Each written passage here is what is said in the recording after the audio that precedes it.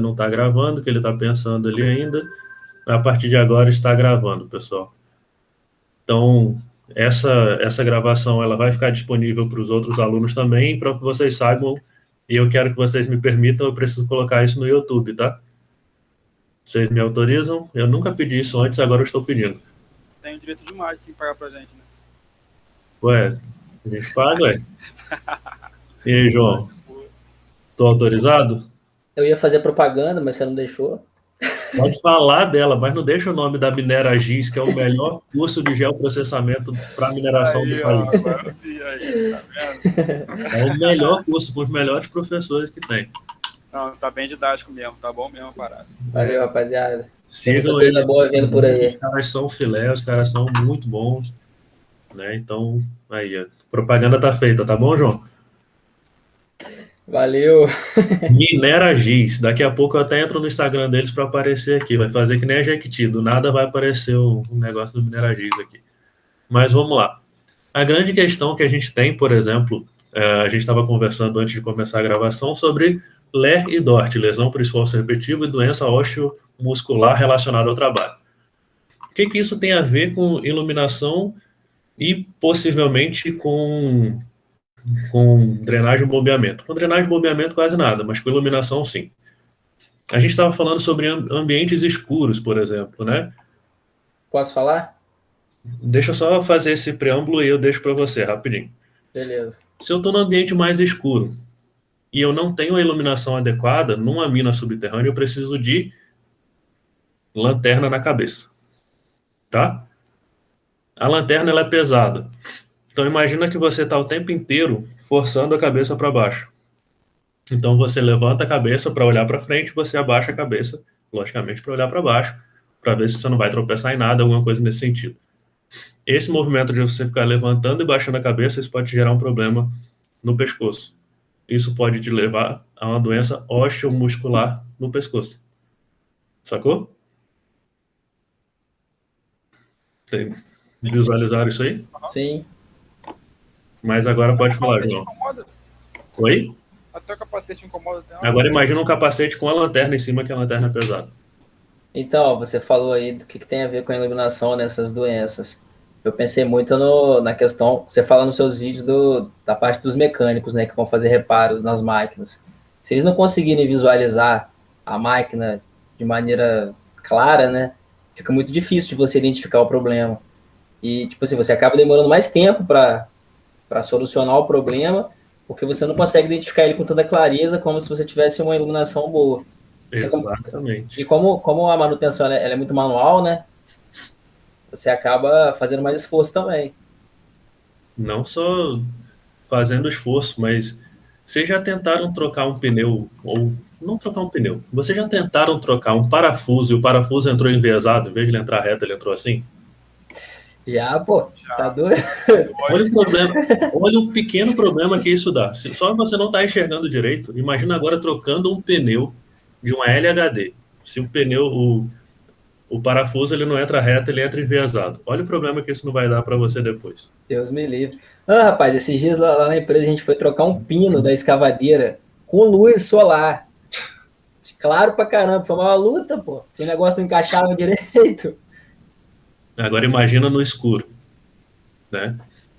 Agora pensa em outra coisa que aí já não vai mais para LED e DORT, mas pensa, a gente continua no ambiente escuro com a lanterna na cabeça e agora pensa num lugar que não está devidamente drenado. Já pensou em andar num lugar assim? Não, É uma coisa que eu você ia fica falar na... do negócio que você falou do pneu aí, trocar um pneu na lama. Mas Trocar um pneu na lama. Então, No escuro. imagina trabalhar, nossa, sem condição. A questão do alagamento aí é a mesma coisa que você entrar na praia na beirinha, assim, né?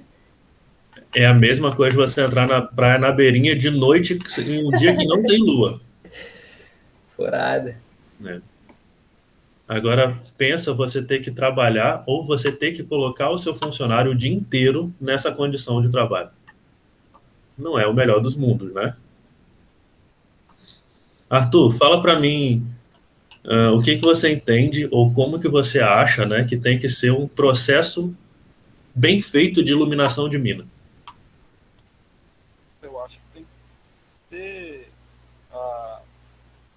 parte tem que estar, no mínimo, visível para você fazer o seu trabalho, sem que isso diminua a sua produtividade, né? Você tá Tem que mudando, estar no mínimo o quê, Arthur? tem que ter uma visibilidade mínima ali, porque para aquilo não interferir no seu desempenho. Né? Mas qual seria essa é, lumina- luminosidade mínima? Ela é tabelada, na norma fala que não sei quantos lux para tal ambiente, não sei quantos lux para outro ambiente, não é? Mas por Mas que a disso? norma tem para tudo, tem para escritório, tem para tudo, não é só para mim também não. Mas por que É. disso? Eu acho que você tendo um mínimo de luminosidade, você preserva o seu funcionário e melhora a produção, a produtividade, consequentemente, né? E aí, Arthur, o que você acha da resposta do João? Eu concordo com ele, concordo com ele. Eu não acho que seja completa, mas no momento não consigo completar, então eu concordo só. E outra questão que a gente tem que tratar também é o seguinte, vamos lá, olha só. Você já tentou estudar num ambiente escuro Você força demais a vista, É horrível, porque você e não cansa? consegue. né? E cansa, cara, cansa pra caramba. E eu lembro até hoje, teve uma história dessas bonitas que colocam na internet, de uma menina que ela passou no vestibular e ela tinha que estudar só com a luz da televisão, né? Então ela usava a luz da televisão, que era enquanto o pai dormia, ela ia lá e estudava. Eu imagino o quanto que isso não foi prejudicial para essa menina durante todo esse tempo que ela estava estudando. A menina deve ter envelhecido uns 5 anos aí nesse período que ela estudou. Ela pode até não ter envelhecido, mas que ela perdeu uns aninhos de visão aí, ela vai perder. Lá no futuro, como você gosta de brincar, João, o cheque vai voltar. Então, isso é um problema sério que a gente pode ter, né? Mas quando a gente trata aqui, a gente está estudando, pô, você está num ambiente escuro, você vai cansar mais rápido, você vai perder a atenção, você vai ficar sonolento, não tem como, não tem como. Agora, se eu estou fazendo uma perfuração de rocha, por exemplo, eu preciso daquela iluminação tão forte? Não. Não, Ou seja, eu estou gastando dinheiro à toa. Posso ter iluminação mais fraca? Posso. Então aí que a gente consegue equilibrar. Em local que só passa carro, caminhão, qualquer coisa, veículo, eu preciso de uma iluminação mais forte? não. Por quê? A própria norma, ela não exige uma quantidade grande de lux, né? Se eu não me engano, é 20, alguma coisa assim. Exatamente porque não precisa, porque os caminhões, seja lá por tipo LHD, uma carregadeira, todas elas têm a iluminação propriamente dita. Deixa eu fazer um merchanzinho aqui, o que eu tenho visto hoje em dia que eu acho bem legal, eu falei na aula, inclusive, sobre. Eu estou procurando uma foto que fique mais interessante. Porque tem o pessoal no Peru, a Halo, que eles têm utilizado. Eu vou compartilhar a tela com vocês aqui. Quando vocês conseguirem ver o compartilhamento de tela, vocês me avisam. Eu acho que dá para ver agora, né? Chegou aqui. Chegou. Então, olha essa fotinha aqui da Halo, Halo Peru. Eles usam fita de LED hoje em dia. Caraca, maneiro. E como é que fica claro? E isso é barato. Fita de LED não é tão cara assim. Ó, isso aqui é a caixinha de propaganda. Eles usando. Arthur, eu não te ouvi. Ela não dissipa calor, que nem uma, dependendo do... Não dissipa calor, ela é mais segura, ela não quebra. Eu estou passando aqui só para a gente ver outras fotos. Olha esse Falei aqui. antes que tá melhor que o meu computador, pô. Eu acho que até que a instalação dela deve ser fácil, né, Gleice? Mais fácil. Aqui, por exemplo, nessa foto, que eles têm tela de proteção, é só você passar e prender na tela. Simples. Olha como é que tá claro nesse ambiente aí, cara. Olha, animado trabalhar num lugar desse, tá doido. Pois é, aí é isso que eu falo para vocês. Precisa de muita coisa? Vou finalizar o compartilhamento aqui. Precisa de muita coisa? Não precisa. Agora, pensa comigo. Tá claro. O que isso vai favorecer?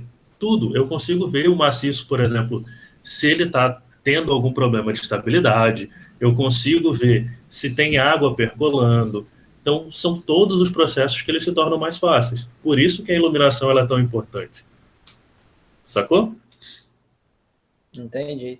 Eu lembro que na aula você fala bem assim, você não ganha com a iluminação, você deixa de perder. Deixo de perder, sempre. Sempre eu vou deixar de perder, cara. Por quê? Imagina que vocês dois já viram desenvolvimento comigo, certo? Certo, eu vi, né? O Arthur não sei.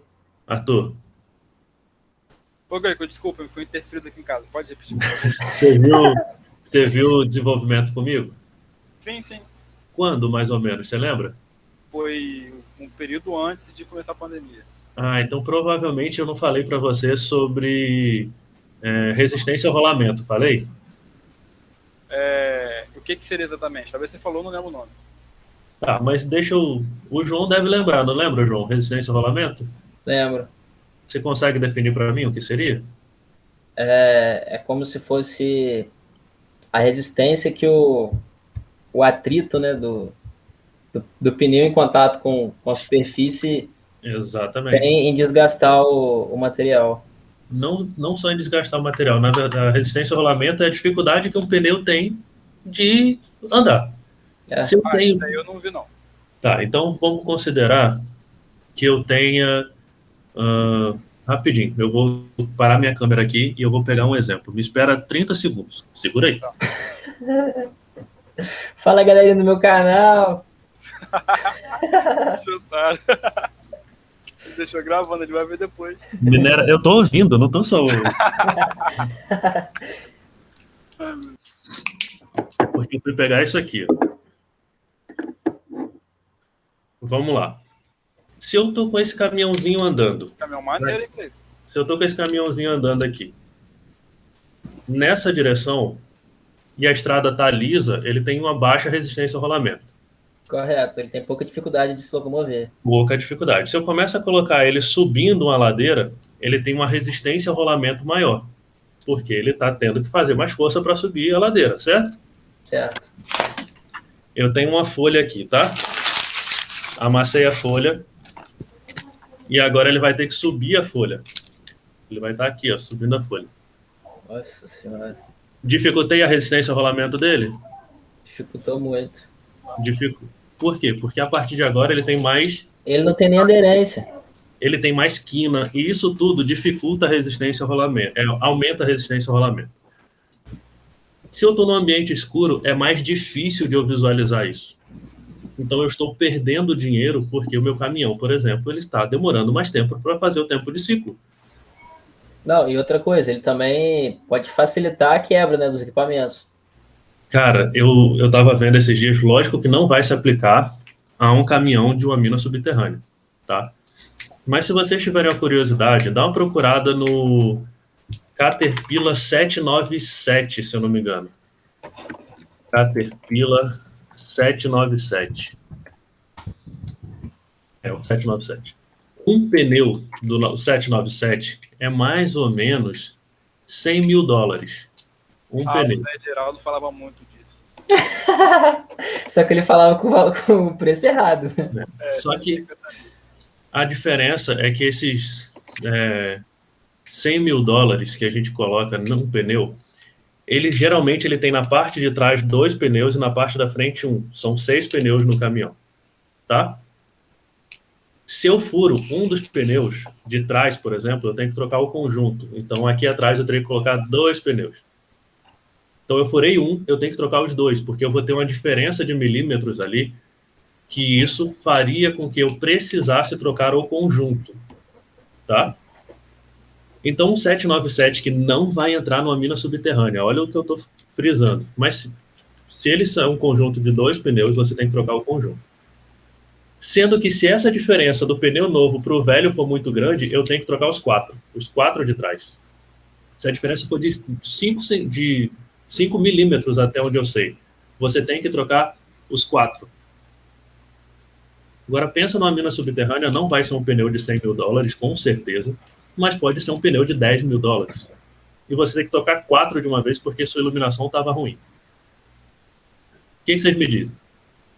Eu digo que é melhor você investir na iluminação do que na manutenção corretiva do É equipamento. melhor prevenir do que remediar.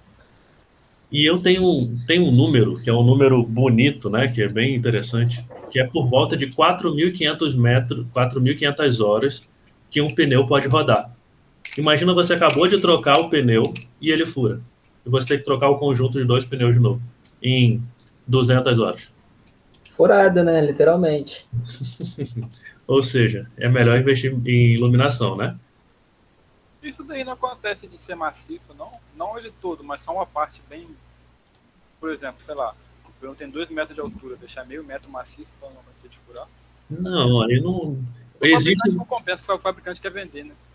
não, existe hoje a ideia de fazer uns pneus diferentes, né? Qual é a brincadeira dos pneus diferentes? Não sei se vocês já viram na internet que os pneus novos eles não têm câmara de ar, como se fosse Já. uma colmeia, né? Aham. Todo perfurado e tal. Esse tipo de pneu já evitaria esse problema que a gente está falando agora. Empilhadeira, algumas são maciças, que não compensa ficar trocando. Não, mas isso não compensa, que aí você vai estar destruindo o eixo, um monte de coisa do caminhão. Você perde absorção. Né? Então, essa é uma questão que a gente tem que tomar muito cuidado com ela. Beleza? Show. Beleza. Então, olha como que a iluminação ela é importante. Eu já falei com vocês de melhorar a resistência ao rolamento, já falei com vocês de evitar acidente, evitar perculação, você melhorar a produtividade do seu funcionário. E muita gente não, todo mundo tá nem aí para iluminação, né? Então, quando a gente começar a perceber que pequenas evoluções ou pequenos pontos que a gente possa fazer na nossa operação, isso pode melhorar e muito, né, os nossos resultados, a gente vai começar a ter ganhos inimagináveis na mineração, tá? E o outro ponto de hoje era drenagem e bombeamento. João, Fala pra nós. me explica a drenagem e bombeamento, por favor. O que acontece? Quando a gente tem mina subterrânea, a gente sabe que a gente está mexendo com lençóis freáticos, né?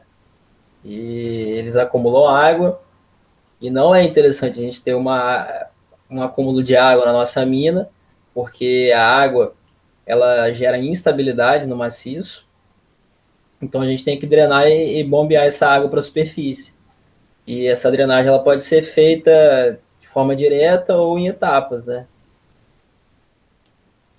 Mas aí você está falando de bombeamento, né? Você começou falando de drenagem e terminou falando de bombeamento. Ué, você pediu falar drenagem e bombeamento, ué. O seu fluxo foi drenagem, bombeamento. Não tá. É porque A última fase para bombeamento. o bombeamento ele é a parte final, né? É, Faz parte da drenagem também, né? Mas nem sempre o bombeamento faz parte da drenagem. Por exemplo, eu só tenho que fazer o bombeamento quando a minha drenagem ela não consegue evitar que eu tenha influxo de água. Vou dar um exemplinho para vocês aqui bem simples. Eu amassei o papel e dificultou a minha vida. Tipo, não sei se está certo, mas mais simples, eu acho que a drenagem é você conseguir direcionar a água só com a gravidade, por exemplo. É um dos casos. Por exemplo, se a gente está tratando de chuva, geralmente as entradas de mina subterrânea elas são na forma de rampa, certo? Considera que aqui é um emboque. Se eu faço isso aqui, o que vai acontecer com a água da chuva? Ué, Ela não vai entrar, né? Eu acabei de fazer um sistema de drenagem. Eu fiz na entrada da minha mina, eu fiz um emboquezinho. Não é que ela não vai entrar, ela vai entrar por porosidade, por fissuras não, e etc. ainda assim, a chuva de vento vai entrar, mas ela não vai entrar em grandes quantidades. Quando você faz só ela em rampa, a água vai bater e vai lavar, como o pessoal gosta de dizer aqui no Espírito Santo. Né? Então a gente também tem que se preocupar com relação a isso. Você já viu alguma mina que tem essa forma de drenagem que você falou no emboque? Já. Sério? Já. Mas a maioria não tem, a maioria é rampa. Tá? Só que aí pensa comigo. Vocês dois moram em Cachoeiro, então fica mole para mim. O que foi que aconteceu em janeiro do ano passado em Cachoeiro de Itapemirim? Enchente. Por que de enchente? Não tinha vazão para água. Tinha vazão, ela foi para onde ela foi. Tinha que ir antes. A grande questão é que eu não vou falar de Cachoeiro de Itapemirim porque a enchente não foi muito por causa da chuva de Cachoeiro, foi mais no entorno. Mas vocês viram o que aconteceu em BH ano passado? Choveu tudo em um dia só. Choveu muito em um dia só. Agora pensa uma mina que ela não tem esse sistema de drenagem e chove tudo isso que tinha para chover em 2 meses e um dia. A água vai para onde? Pro interior dela. E aí você faz como para evitar? você vai ter inundação, Sim. né? Eis aí o grande problema. Quando você começa a ter um sistema de drenagem que ele não impede que a água entre, você vai ter inundação, certo? Não precisa ser só do lençol, João. Que ele não impede que a água entre. Como é que é? Fala de Se novo. você não impede, né, que a água entre, aí eu tive que parar para pensar para ver se eu não estava falando besteira, né? Aí, quando veio a dúvida, eu comecei a falar, falei besteira, não, mas você tem que impedir que a água entre. Então, se você não impede com que ela entre, você pode ter problema de inundação. Ah, tá. Eu que entendi errado mesmo. Caramba, eu fiquei agora, eu pensei umas 3 vezes de novo para ver se eu não estava falando besteira. Mas essa é a grande questão, galera. É isso aí, ó. A gente tem que pensar que a função da drenagem é a gente dar um fluxo preferencial para a água de acordo com o que eu quero, não do jeito que ela quer, né? O uso de canaleta, por exemplo. Canaleta, eu vou jogar a água toda para uma única direção. Joguei a água toda, a minha via, ela pode ser de algumas formas, né? Minha via ela pode ser uma via, deixa eu tentar enxergar o que eu estou fazendo aqui. Ela pode ser uma via reta, ela pode ser uma via inclinada, ou seja, se eu tiver duas mãos, um carro vai passar por aqui, outro vai passar pelo lado de cá, ou ela pode ser inclinada assim. Vocês estão percebendo que eu estou usando um boleto de exemplo, né? Sim. Isso é muito bom. Pagou o boleto já, Cleiton? Já, esse aqui já. Bom. Já primeiro, né, pô? Hoje vence algumas. Vence algumas. Mas essa inclinação da via, se ela está nesse sentido aqui, a água tende a escorrer pelos dois lados. Então eu teria que fazer canaleta dos dois lados. Isso serve para céu aberto e para subterrâneo. Se eu faço a via inclinada aqui, a água vai sempre escorrer para esse ponto aqui de baixo. Então eu tenho que fazer uma canaleta aqui embaixo. Certo? Certo. Essa inclinação que eu faço aqui é um ângulo gigantesco. Geralmente é de 1, 2, 3 graus, 4 no máximo. Tá? Então é coisa bem pequenininha. Graus não, por cento. Porque grau é muita coisa.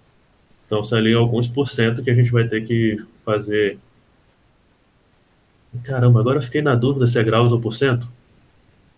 Eu sei que a inclinação de via no máximo 10%, mas agora é por cento mesmo. É por cento, vamos falar aqui. É por cento, é por cento. É porque às vezes até eu confundo, para vocês verem como que é a brincadeira. Mas essa inclinação ela tem que ser bem suave, tá? Para você também não ter equipamentos transitando, forçando, né? Se ele está muito inclinado, vamos aqui. Se meu caminhãozinho está muito inclinado, esses pneus daqui eles vão estar sofrendo. Esse eixo aqui, junto com a suspensão, ele vai estar sofrendo mais. Por isso que a inclinação tem que ser bem pouco. Tá? Então, até isso a gente tem que pensar. Oi. Nas minas subterrâneas a gente encontra uma espécie de caixa seca. Existem galerias de drenagem. Não galerias, onde concentram a água para bombear. Em vez de ser uma caixa seca ou uma bacia de decantação, podem acontecer, não é todo mundo que tem, galerias específicas para drenagem, que são principalmente aquelas que já não estão mais em uso. Então você leva toda a água para essa galeria e depois daquele acúmulo de água você bombeia ela para a superfície. Mas sempre tem que bombear? Não pode ter caso, por exemplo, de não precisar bombear? Claro, se você tiver... Não pode, sei lá, virar, por exemplo, um curso, entendeu? Ela descer naturalmente. Se você tiver um fluxo pequeno de água, você pode reutilizar essa água para umectação de via, para evitar poeira, por exemplo, que aí você está favorecendo a sua ventilação, ou para você reutilizar na perfuração, se assim for necessário. Tá? Agora, se você tem um fluxo muito grande, e esse fluxo pode te gerar inundação, você tem que bombear. Tá? Ô, Gleicon, a água ela causa instabilidade, correto? A água mole, pedra dura, tanto bate até que cansa. Aham. Se você está acumulando ela em uma galeria, você não está, de certa forma, gerando instabilidade naquela... Não? Não. Porque o que gera instabilidade é a pressão hidráulica. Quando a água está dentro da rocha, gerando pressão. Ah, tá.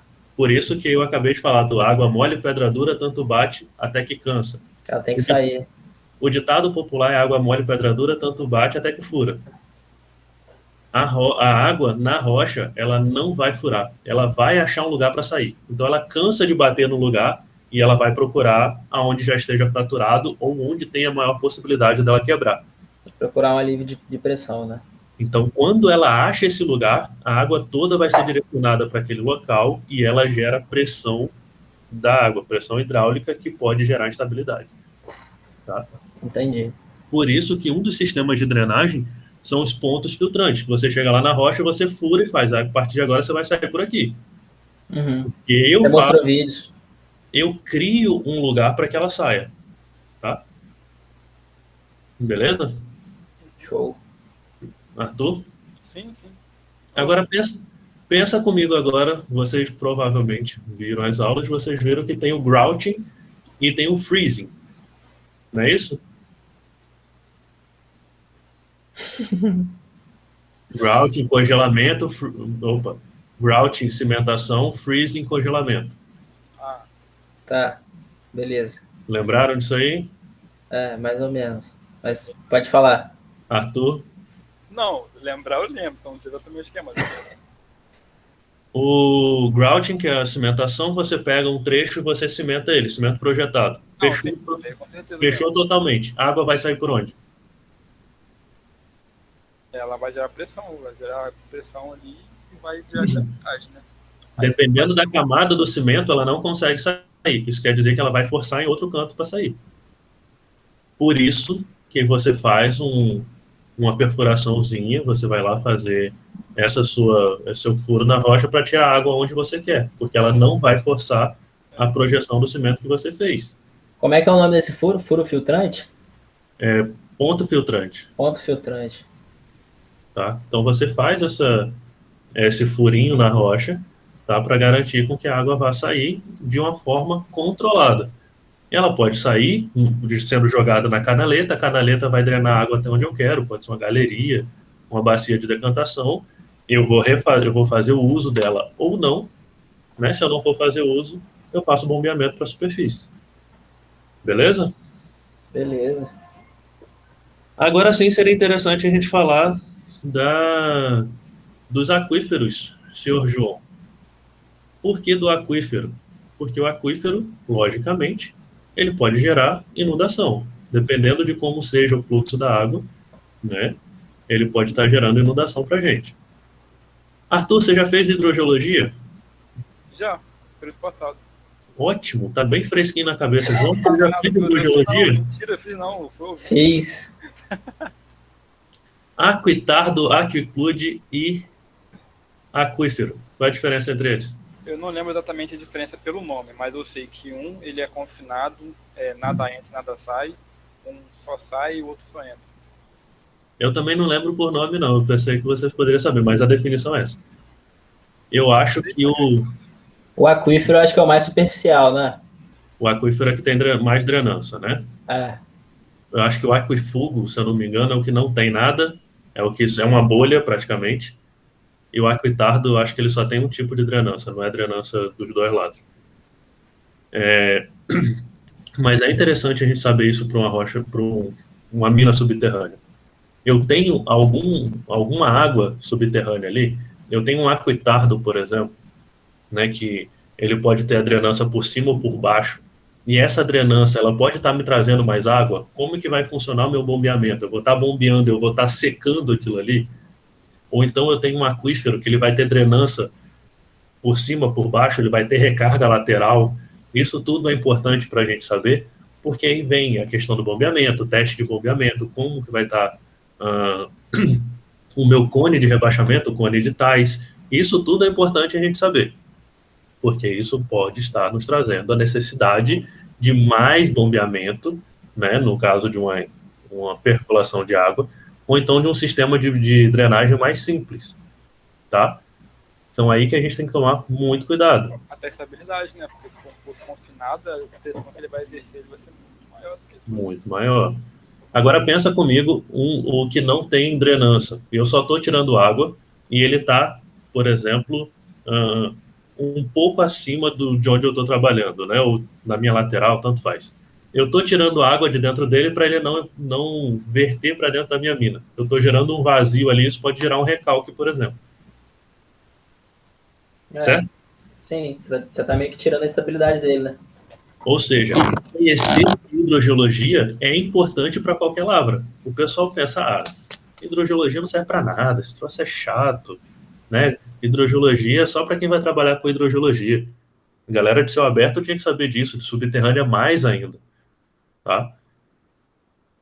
Eu estou tentando lembrar, permeabilidade, condutividade hidráulica. O que é isso, João? A capacidade de conduzir água. Capacidade de... Conduzir água? É exatamente isso. Ué. Não acredito que ele acertou. Ué, mas é simples, pô. A condutividade hidráulica é o tempo que a água demora para passar em meio, né? Então, o quanto que ela consegue para conduzir a água. Então, eu saber, por exemplo, se eu tenho uma rocha que ela é mais porosa, que ela tem maior condutividade hidráulica, isso quer dizer que o fluxo de água dentro dela pode ser muito maior. Isso pode me gerar mais percolação. Se gera mais percolação, mais água vertendo para a minha mina. Como que eu sei a condutividade hidráulica? Um teste que eu posso fazer e conhecendo a minha rocha. Darcy, Merci, como é que Leis é? Darcy. Leis Darcy. Darcy Gonçalves, o técnico. Mas é uma forma da gente conhecer e saber se eu posso ter mais fluxo ou não. Tá? Por exemplo, eu tenho uma argila na minha encaixante. Argila, por mais que ela seja muito porosa, ela é um selante, porque os poros eles existem, mas não são interconectados. Uma cela, tá? Então isso seria algo interessante. Quem ia falar aí que eu não vi? Não, eu ia falar, mas deixa quieto. Então, É a parada de pedografia lá, da capacidade que a rocha tem quando ele tá os poros dela lá. Acho que era por isso. Ô, Gleico. Não sei se eu nem ouvi direito o que você falou, Arthur, desculpa. Não, é que cada material, cada mineral, cada tipo de rocha tem a sua porosidade, dependendo do material que ele vai passar muito material entre ele ou não. Mas não muito só, cuidado. Não só líquido, ar também. Mas muito cuidado. Não quer dizer que todo material poroso ele é permeável. Tá? Sim. É. Oi, João. Quando você trabalha naquela mina de grafite, você... Como é que era a drenagem dessa mina? Era em cava a mina? Era em costa. Ah, em costa. Pensei que fosse em cava. Não, era em costa. Então, a gente meio que direcionava a água para o canto da bancada. Aham. Então, Pro talude, né? Pro talude. Jogava para dentro do talude, daqui a gente conseguia drenar por canaletas ainda. Não era nem nada muito complexo, não. Ali era algo até não muito estudado, digamos assim. Uhum. E na época, eu não tenho vergonha nenhuma de falar para vocês que eu não tinha o mínimo de conhecimento do que fazer. Né? Então, você acha que naquela época eu olhei e vi, tá faltando caixa seca? Lógico que não. Eu vim aprender essas coisas muito depois. Por isso que eu encho tanto o saco de vocês, para vocês aprenderem com os meus erros, não fazer os mesmos erros que eu tive naquela época. Tá? Eu acho que esse é o mais importante. Aprenda com o que eu errei para vocês não errarem também. Porque se fosse em cava era para concentrar em um ponto também, né? Teria que concentrar em um ponto para depois bombear. Aqui em Itaoca, por exemplo, lavra em cava, né? Não é, a gente aqui na disciplina é de subterrânea, mas não precisa falar só de subterrânea. Aqui em Itaoca, muita gente está trabalhando e deixando a parte de baixo da cava alagada, porque é ali onde eles conseguem drenar a água, né, e dali fazer o bombeamento para fora. A pedreira do pai do Henrique lá virou ponto turístico, pô. Vai na academia, não? Não sei nem quem é essa pessoa. É Henrique Guide. Mas eu não sei qual é a pedreira deles, então tudo certo. O pessoal vai lá, tomar banho naquela água, tirar foto. Eu não sei quem é, mas eu vou conversar com ele depois sobre isso, então, porque eu não sabia da história. Eu acho que tá errado isso daí. Não tá não, cara. Se ela tiver direitinho, o que você tem que tomar cuidado, por exemplo... Tô falando de equipamento perto, por exemplo, a pessoa tá tomando banho. Então, você tem que ver essa questão, se a qualidade da água, ela é propícia a banho, se tem alguma coisa ali que possa te gerar algum tipo de acidente. Eu lembro de uma mina que, na época de faculdade, a gente ia, que o pessoal dizia que a água não era própria para banho. E a galera entrava assim mesmo, aula de campo. Mina da Passagem? Não, eu Mina da Passagem vim depois de muito tempo. Eu sou formado em Pernambuco, então Mina da Passagem não fazia parte do meu roteiro, não. Certo? Então, essas questões do bombeamento aí, pessoal, importante da gente saber, drenagem e bombeamento. Mas para a gente terminar essa aula de hoje, que é algo bem rápido, né?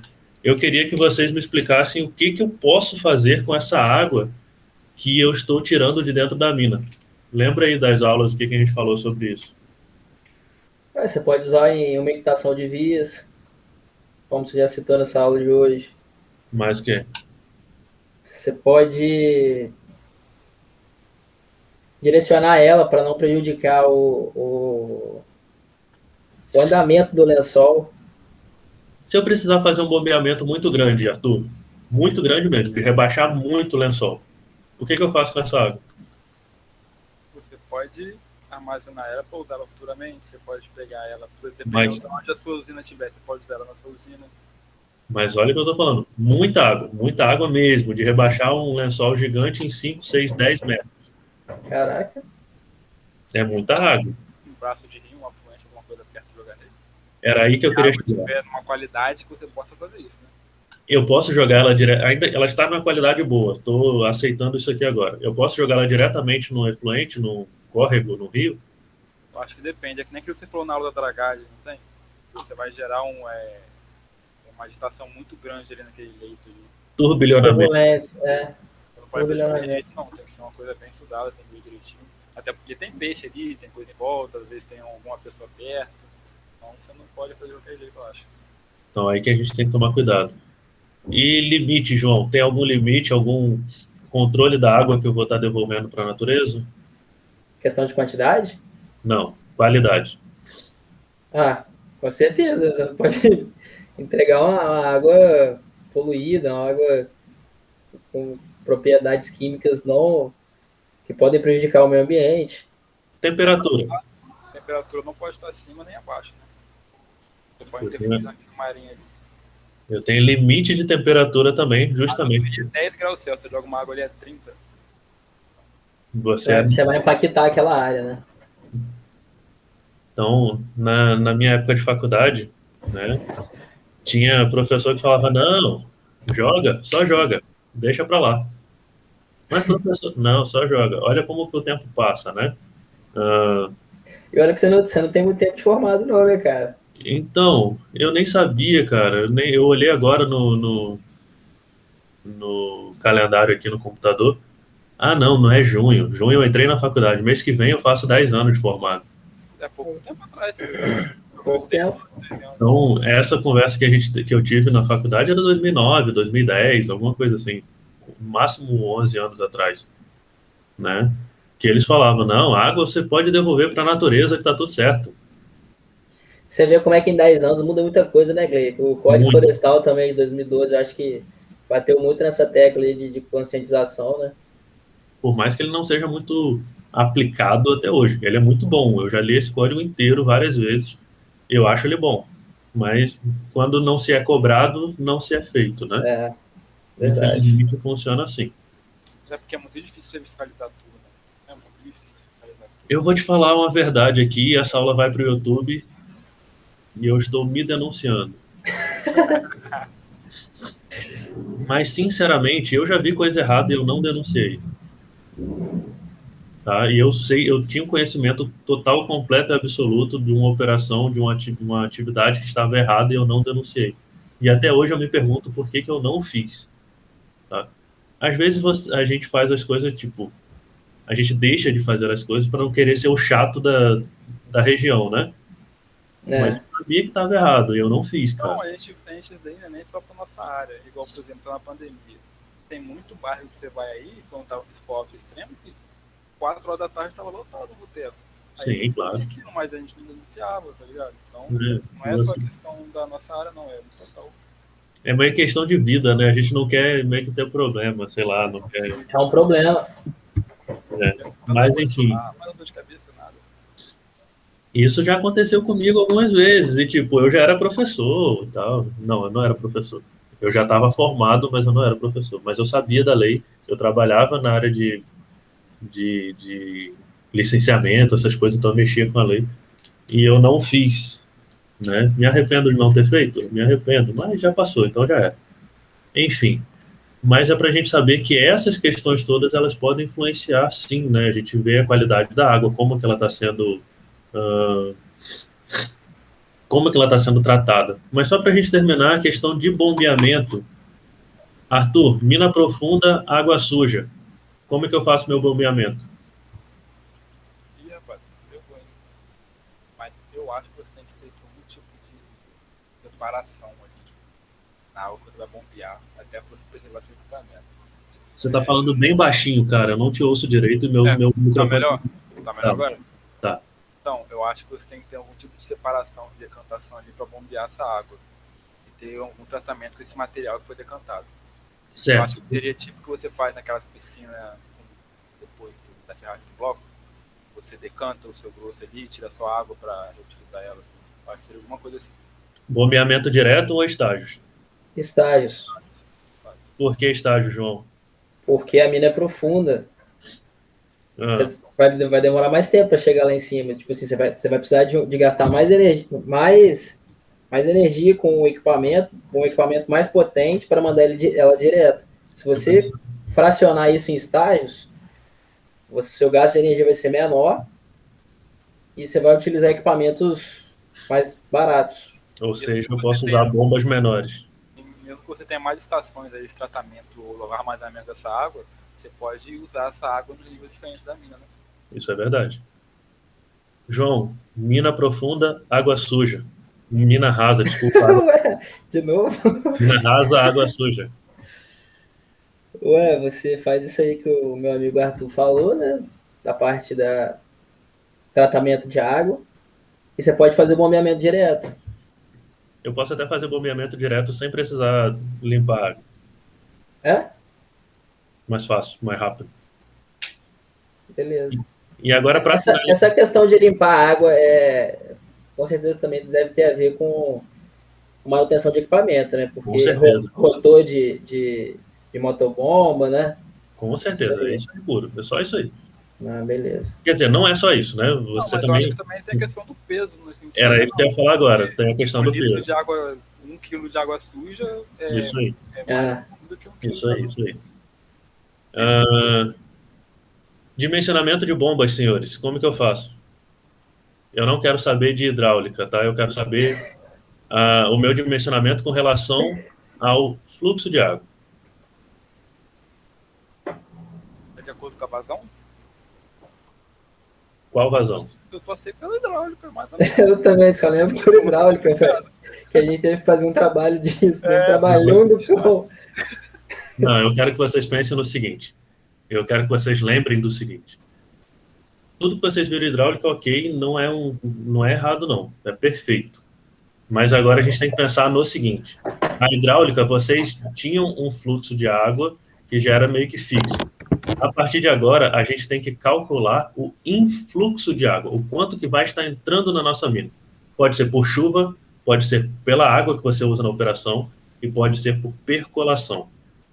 Quando você faz esses cálculos, a sua quantidade de água não pode ser o suficiente para alagar onde você está trabalhando. Tá? Então, se você tem um sistema ali de bombeamento, você tem que saber que, por exemplo, se a água da chuva, ela pode entrar na sua mina, você tem que calcular, pelo menos a forma que eu fazia, eu sempre calculava para toda a chuva do mês que mais chove naquele período, ele fosse chover em um dia. Então, meu sistema de bombeamento era todo feito para que toda a chuva do mês que mais chovesse no ano, pela sua série histórica, fosse feito em um dia. Eu garantia que a minha mina nunca ia ficar alagada. Certo? Certo. Agora entra o conhecimento de hidráulica de vocês, né? Eu preciso de bomba de 10, 15, 20, 30 cavalos com vazão? Beleza, mas eu quero saber primeiro o fluxo de água que vai chegar para mim. E depois eu faço o dimensionamento da minha bomba. O fluxo você vai ter que bombear, né? Com certeza. Porque se não faz isso, né? O João até me mostrou um vídeo hoje lá. Como é que é o nome do lugar, João? Cachoeira do Piraí. Um garimpo ilegal que passou no jornal esse final de semana, que o pessoal estava trabalhando e a água pingando na cabeça dos caras. Cachoeira do Piriá, no Pará. Aquilo ali ainda tá ok, porque só está chovendo. Tá? O cara está numa mina subterrânea, ilegal, garimpo, e está chovendo na cabeça dele. Agora imagina, essa chuva na cabeça dele é por conta do lençol freático. Eu tava aqui querendo imaginar, como assim tô chovendo na minha... O lençol freático estava sobre eles e começava a pingar. Então eles estavam dentro de um local fechado e pingando em cima deles como se estivesse chovendo. Caindo muita água, cara. Muita água. Não é à toa que o repórter, quando ele entra, ele chega na parte em 90 metros de profundidade, ele está todo molhado. Né? Então, você vê que o processo não é tão simples. Agora imagina que ainda chove. No Pará, tem a piada lá em Belém do Pará, que eles se encontram antes ou depois da chuva. Depois da chuva, Porque chove todo dia. Mas vamos considerar que passa um mês sem chover e chove tudo em um dia. Né? Em vez de chover todo dia, chove em um dia. Isso significa que seria muita água acumulada. Tá? Então ia juntar com a água que vem do lençol, mais a água da chuva, porque lá é um poço vertical. Então entrar muita água de uma vez. E o seu sistema de bombeamento ele não é bom o suficiente, ele não é grande o suficiente, você pode ter problema. Fora que você precisa de um sistema de bombeamento principal e um que seja de emergência. Tá? Porque se um falhar, o outro tem que estar funcionando. Beleza? Beleza. Arthur? Não, entendi. Então, basicamente, o que a gente tinha para hoje era isso, meu povo. Beleza. A matéria acabou? Não, para a próxima prova, eu tô falando. Sim, senhor. Acabou? Deixa eu parar a gravação aqui. Tá. Então, para quem está vendo no YouTube e o pessoal que vai assistir depois, era isso. Valeu, até mais. Abraço. Valeu.